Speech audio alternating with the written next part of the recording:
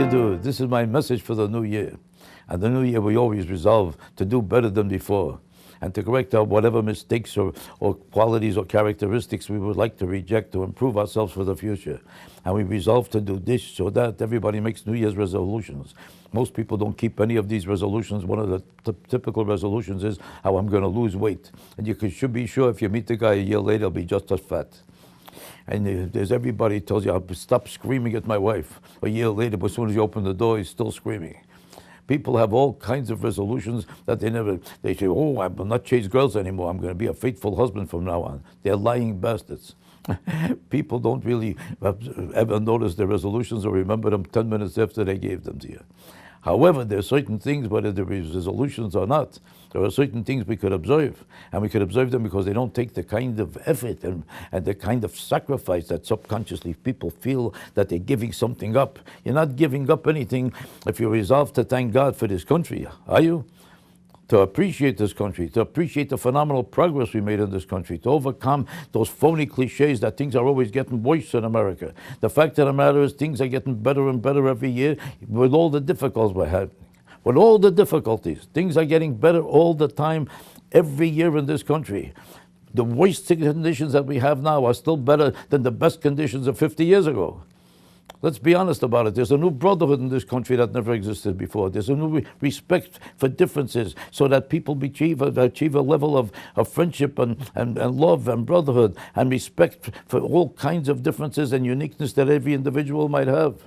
There was a time a homosexual couldn't even walk in the street. People would either be laughing him or deriding him or threatening him or attacking him, or people would make all kinds of preposterous remarks about how sick he is, how he needs treatment, how he's perverted, how he's deranged, how he's nuts.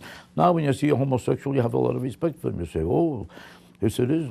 He has an alternative lifestyle. You respect it now. Now you figure, who knows, maybe he'll draw a picture, maybe he'll rearrange your furniture. Now you think he's some kind of an artist. Because you respect his individuality and you try to understand what qualities he has that you should understand and appreciate about him. You don't disrespect him in most cases. Very few people disrespect today a homosexual. Very few people today disrespect a person just because he's black. It's no accident or coincidence that we suddenly have a black president, and everybody said, oh, we'll never accept a black president. People are too much of a racist. Maybe they were 50 years ago, but they're not racist today. Otherwise, he wouldn't sit in that office right now.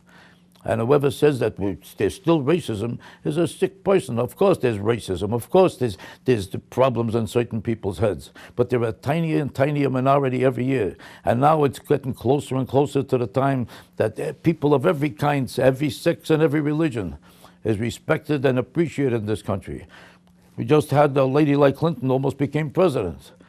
Sarah Palin almost became vice president. She didn't get that close. That's why Barack Obama is president. But we certainly know that we could accept them and appreciate them, and we would vote for them without any problem, without even noticing or thinking about the fact that they were this sex or this religion or that religion, or a homosexual or a Jew or anybody else.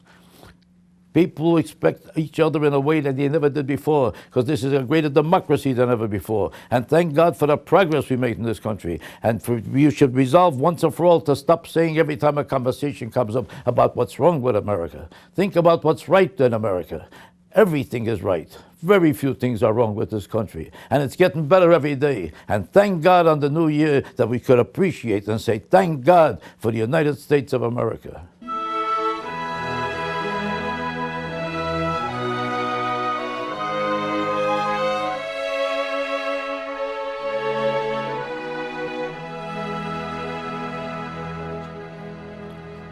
Well, in the spirit of the new year, let's all get together and sing.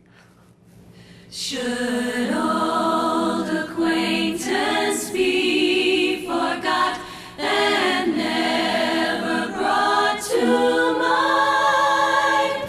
Should old acquaintance be forgot and days of old lang syne?